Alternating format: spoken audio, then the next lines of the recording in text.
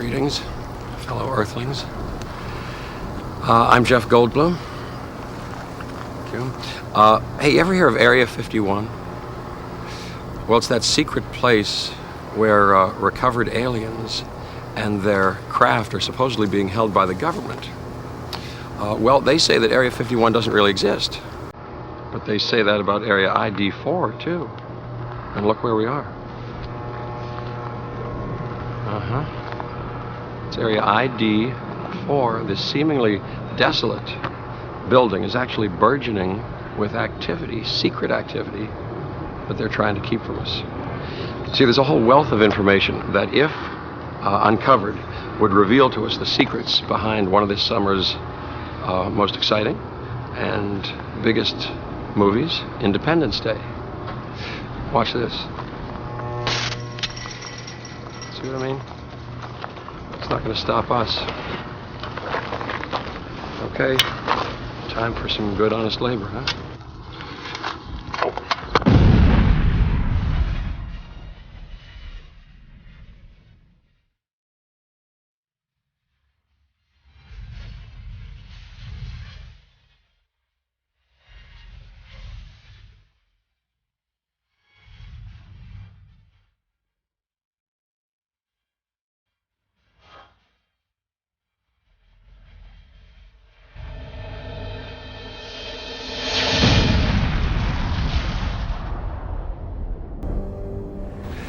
Okay, we're in. No civilians ever gotten this far before. Very soon we should be coming face to face with the central question in Independence Day. Are we alone? Do you know where CGI is? No.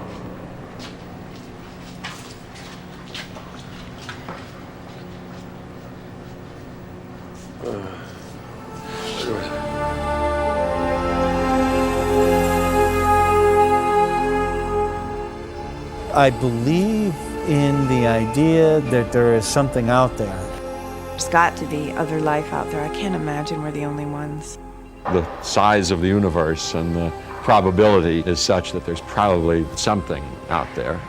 I just think it would be really arrogant of us humans to think that we are the only beings that exist in this massive universe. I have to say, when enough people scream fire, you gotta look for smoke.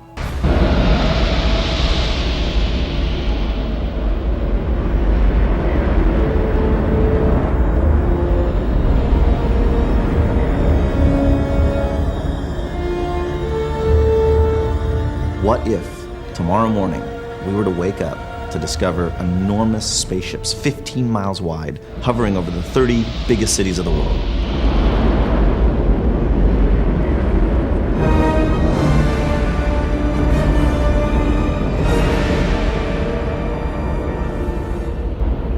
There's gonna be a lot of frightened people out there. Yeah? I'm one of them.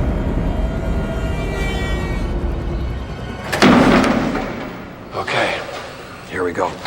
When next this elevator door opens, we're going to come upon a room where some of the stars of Independence Day have been sequestered, believe it or not, forced to keep silent about their roles in the film. Let's see if maybe we can put an end to this gag order and get some of my co-stars to tell us what the movie's about. Ready? Fight the power.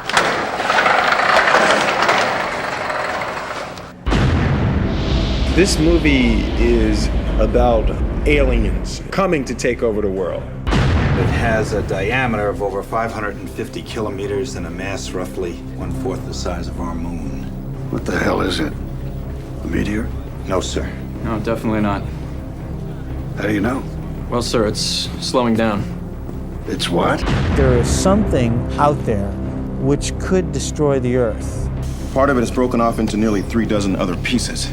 They should be entering our atmosphere within the next 25 minutes. It releases 15-mile-wide ships that hover over all of the major cities around the world.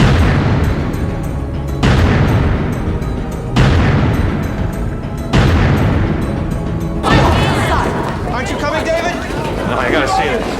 This is a big emergency crisis situation, you know, like a building on fire, or except times 10 billion. We have to ask you to try to stay calm, and it's important for everyone not to panic.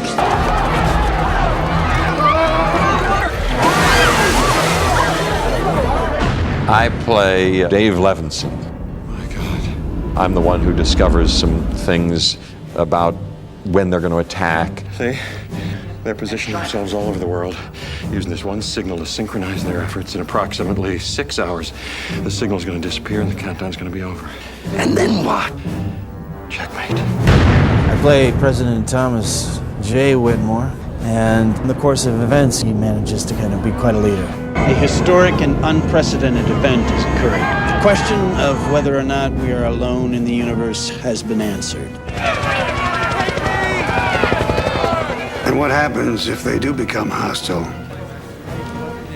And God help us. We're bleeding up! Oh, God, I hope they bring back Elvis! We've got to stop them! They're going to kill us all! Time's up.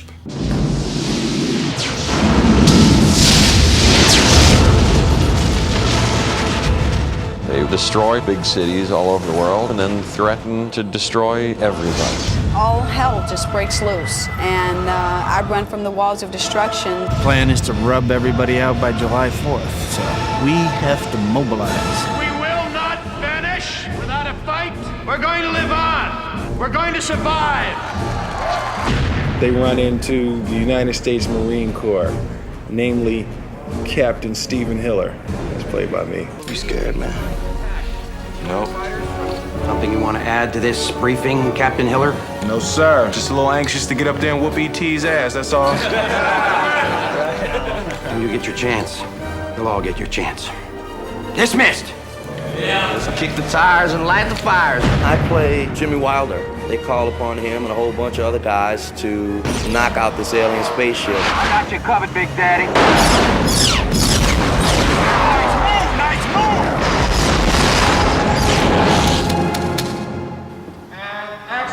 In this movie is Bill Pullman and Jeff Goldblum and Randy Quaid and Judd Hirsch, and the list goes on and on and on. Mary McDonald and Will Smith and Margaret Collin, Harry Connick Jr. and Harvey Fierstein. You know, it's got a very interesting cast. We kind of tried in the whole movie for every part, you know, to find the perfect actor for it and try to make the whole cast very balanced. Cut. Roland really has pulled together a very fine group of actors for this piece. It's a top-draw cast. In any given scene, there, might be collectively the 150 years of film experience. The beginning is important that you all three kind of concentrate on that. You have this massive cast, and when the movie starts, you don't know who's going to still be around at the end of the movie. We wanted to have this feeling that every character is equally important, so in face of disaster, every one of them could die. For the audience, it will be a big loss. Get him out of there! Okay. Now we're cooking, now we're getting someplace. But to get the real information, the real story, you got to go to the source, the filmmakers, Roland Emmerich and Dean Devlin. Maybe you know them as the creative forces behind that movie Stargate. We're about to uncover the monumental challenges that they faced while making Independence Day. Oh, there we go. Got it. They told me you'd be coming, Goldblum. Oh, he's got that A wild camera, look out are of you your nuts? eye. They wanna told you play? not to Keep reveal any building this. secrets.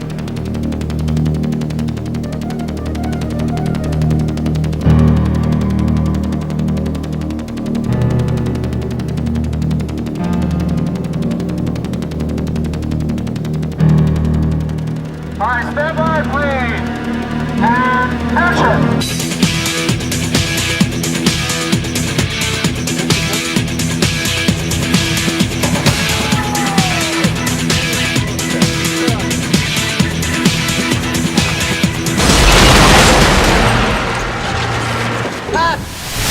We've shot over 6,000 elements to make up over 400 visual effect shots. We've had models, a pyro unit, 2 motion control units, and at various times there's been additional model units. There's more miniatures in this movie than probably any 2 movies combined. There's cities to build, there's alien craft, alien creatures, it just runs the whole gamut. There was also an enormous amount of on-set effects with enormous explosions and car crashes. I know in one day alone in New York we crashed 23 cars. Our film does everything from the highest tech, digitally animated, digitally composite CGI shot to little models on wires in front of photo backings, and everything in between. It goes from great exterior locations. We shot on the Bonneville Salt Flats with spectacular views where we had 170 trailers racing across the desert, to these enormous sets that we built here at the Hughes Aircraft. She's a beaut, ain't she? We decided to have our alien to show up and make a hell of an entrance. There's a lot of challenges in this kind of movie, and Roland and Dean are very good at understanding what's going on, having an internal rhythm above all these scenes. Roland and Dean, I can't separate them. They just, between the 2 of them, covered all the bases. Roland Emmerich as a director is an incredibly rare breed in Hollywood. He has unbounding energy and loves making movies. Can you open this window here? I would try to make a movie which is entertaining and as diverse as possible. There must be really a moment, where you're like... Roland is the film. He knows everything about the plot, he knows everything about every special effect, he knows an awful lot about movie making, and he shares it with such ease. When you're on the set, you can feel his passion and his involvement, and it's infectious. You come to him and it's more like, does anybody hear you? Yeah. Oh, nice. He lays the base for you of what he wants clearly enough that you can use that as a springboard to bring he and Dean's words to life. He's very concerned with detail and is very much in command of his art. This direction was great, but did you come a little bit closer to the winning. Roland is a notorious location scouter. He'll usually see 30 different locations before he chooses one he likes. Not only is he trying to choose something that has a very special look, because he is a very visual director, but he also has to find locations that will work with the special effects. I saw Stargate and the type of things that they wanted to do, and this is a classic big budget Hollywood picture. You have thrills, chills, spills, and the special effects, the level of the special effects in this film, I mean, huge. Almost every scene is kind of built to send the ball out of the park. It's going to be quite an assault on our senses, kind of like a roller coaster, frame after frame after frame. You won't find a film that has more on screen than this film, and that's what we're most proud of. The money spent on this movie is on the screen, and you see it.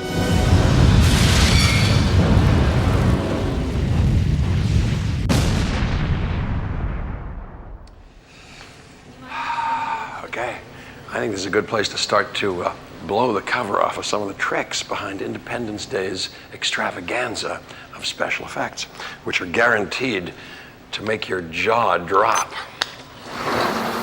Oh, models. Close shot of this, please. Get in there. Look at that. See that?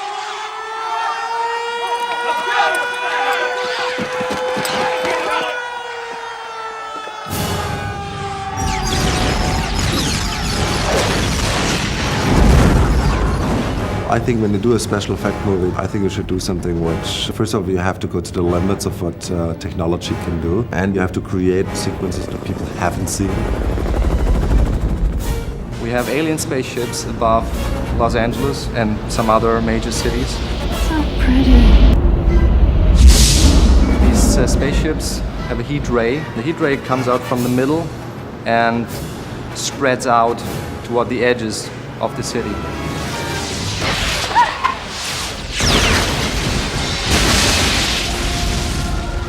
We have different streets where we see this huge wall of flames coming towards us. And when you look down the street, you want that the fire comes right at you. But fire wants to go up, especially when you do it in a miniature. So what we had to do is we had to build streets and objects upright. The street had to become pretty much a chimney for the fire. Our miniature, it's 24 scale. It's about 8 feet wide, 20 feet long. It's hanging on a scaffolding at about a 10-degree angle. So when we have our destruction and our fire and everything start here, it will run up the street as it eats up the fuel. And our camera will be mounted about 5 feet off the set. very important issue is the detail of the model itself. Even if we only see it for a couple of seconds, it's always totally important to have the detail from bottom to top. All the signs, all the telephone poles, all the street lights, parking meters, it basically has everything on it. We really have to be careful that the best detail is directly in front of the camera. The fireball was only one element, and then we kind of did all the interactive things. We'll shoot a blue screen that will be air cannons and stuff, like a concussion wave hitting them, then we'll shoot debris, and then we'll do some live action stuff and some people in it. The people are running away from the wall of destruction. Cars have been picked up in the concussion wave and been flung far forward. All right, stand by. Pictures up, please. And let's start the smoke, please, and the wind. And rolling, please. All right, stand by. And action, action.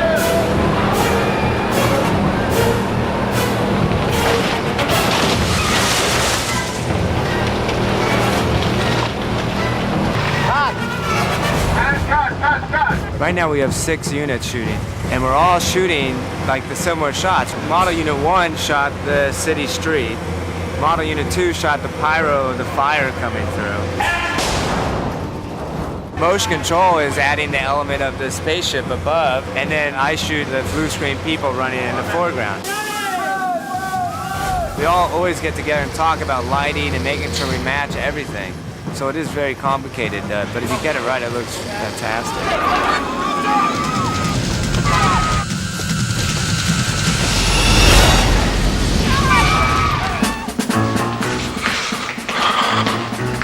It's around here somewhere.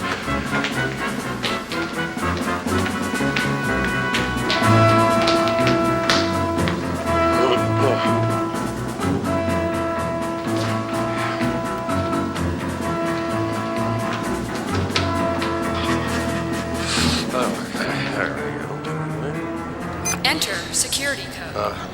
Yep, tight security. Listen, guys, you know, when it comes to blowing up the world on Independence Day, nothing's off limits. The same thing here, except for this. Just wait out here. I'll be 1 minute.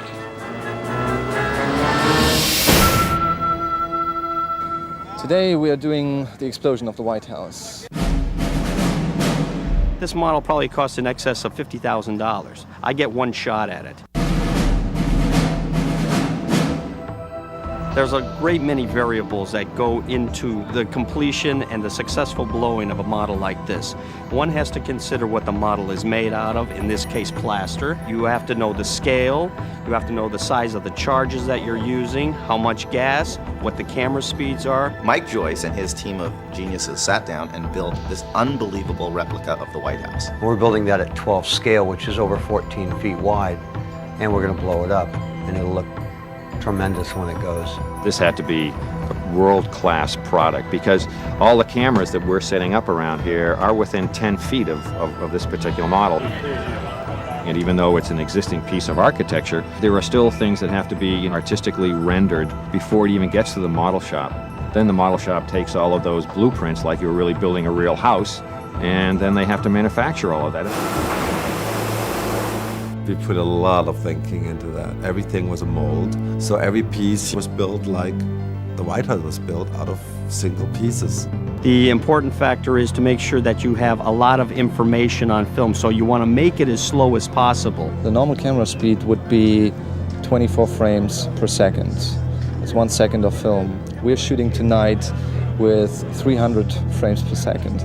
So that means when the actual explosion takes place, you're slowing it down 12 times. The whole thing looks 12 times slower in the end. Even though you're shooting 300 frames per second, if I was to use something like dynamite, you would have maybe 2 frames of explosion and that's it. You want to blow it up in stages and you want to see the pieces and debris flying out of there. Everything will be falling in front of the camera or jetting out the sides. And all the camera crews are going to be unmanned and everybody is in a safe position. Let's clear, please. When you start to come down to that 10-minute mark, everybody's very concerned because, of course, there's hundreds and hundreds of hours, tens of thousands of dollars, and what we really want to do is make sure that we just don't stub our toe at the last moment. We really only want to do this once. Roll cameras. Roll cameras, please. Stay. And action.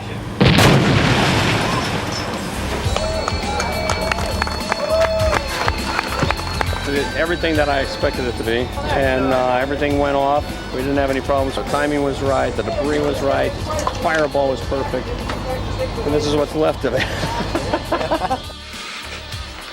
Okay, now, if it isn't scaled down or blown up when it comes to special effects in Independence Day, it's probably going to be CGI, computer-generated image. Want to see how that's done? Hey. Hey.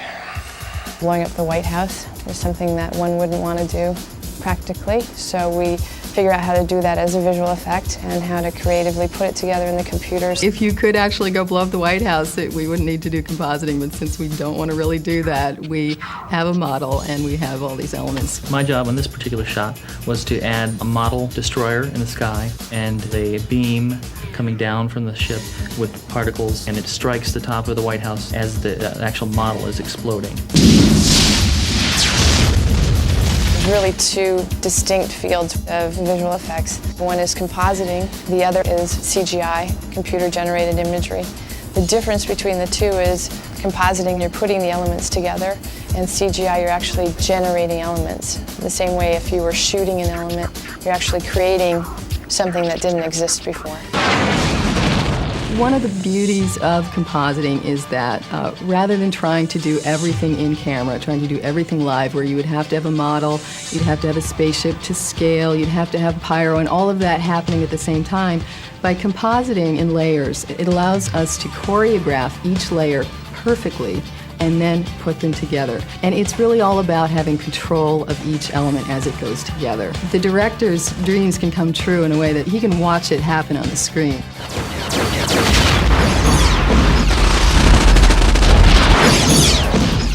The aliens and the F-18s engage in the largest air battle in history, and we needed to put that on the screen. Squadron leaders, your base of maneuver. Is the Independence Day CG department that we set up specifically for the show. Computer graphics is the 3D environment used in digital effects, and these animators are here doing all the computer graphics. We have an additional company called Vision Art that's also doing some of the graphics for us as well. On this show, we had several sets of challenges. One of the biggest ones was the dogfight scenes. We're animating hundreds of airplanes in the air at the same time. To do that plane by plane is just a really painstaking process, takes a really long time. So you have to do not only each F-18 or each attacker, but then each attacker shoots and each F-18 fires missiles and tracers. You've got literally thousands of things to keep track of in the scene. Since we're doing this all with computers are really good at simulating all those things. So we've written programs which do nothing but simulate the dogfight scenes in a way that we have a lot of control over them. Because there's a limited amount of horsepower in the computer, we have to use primitives or these little dots to represent each of the airplanes at first. What you're seeing right now is white dots for each of the F-18s and red dots for each of the alien attackers. It's only stepping a few frames per second. It's only stepping very slowly through the dogfight, and that's so we can tweak each of the individual parameters. As soon as I get the motion the way I want it, as soon as I get the numbers the way that we want it for a particular shot, then I can go in and substitute the real airplanes for these dots. Our representation of a solid object we call a wireframe, and how you get there basically are points in space. You can set points here in this 3D virtual environment, and from that you can go up higher and higher and end up having a real complex model, which we call a wireframe because it looks like consisting of a lot of wire. The beauty of the wireframe is once it's built, we can use it for any shot. You can put the F-18 flying straight towards you, and we in the computer have what's basically a virtual camera, and you can put the camera in the front of this 3D object and it looks like it's flying towards you. If you want to go to the side, you get the wings and you can show the rotation. You then need to take a real surface and basically paint it over top of this texture. And what we do is get actual pictures from all different angles, and scan that into the computer, so it's then digitized, and then took that and wrapped that around these wireframes. The goal is always to be photorealistic. The director very much wanted it to look real, and so that's been our task.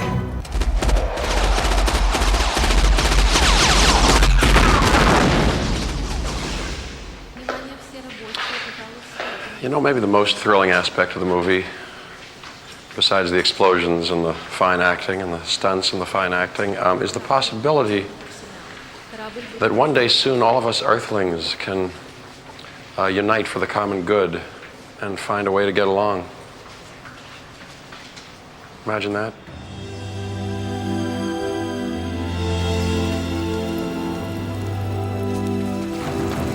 What happened, Mommy?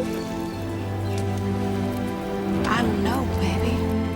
If there were an outside aggressor, an alien invasion, wouldn't everybody on this planet forget their petty differences and concentrate more on what binds us together, the fact that we are all one race, human? Independence Day is an attempt to express that. I think the core theme is how different people come together in the face of a disaster. Hold on, everybody! Hold on! People from completely different backgrounds all come together and, unite to preserve the human race. You will be launching the largest aerial battle in the history of mankind. Mankind, that word should have new meaning for all of us today. We all wake up to our best selves in a way, in our humanity, in our sense of brotherhood and ability to work together. It's been a pleasure. Steve, you too. We learned a lot about this in Los Angeles in the last couple of years between the fires and the riots and the earthquakes and the floods. And we saw how people really came together. And we wanted to try and show that on a global level. Disparate people from disparate backgrounds coming together in an unlikely way. It's about human beings. It's about being a human being. It doesn't matter how great your country is or how great you might be. The bottom line is all we really are human beings. Are you scared? Me too. It is only the care and the courage of each individual involved that creates the possibility for further life. And everybody gets a chance to be a hero for a little while. You know how I'm always trying to save the planet? Here's my chance. There's a lot of attitude in this movie, and sometimes it's fun to go see a movie where a lot of characters have a lot of attitude.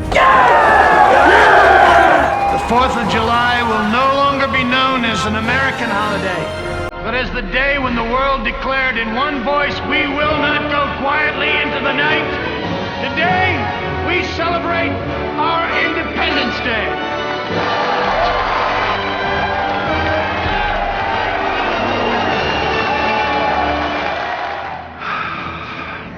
Well, there you have it.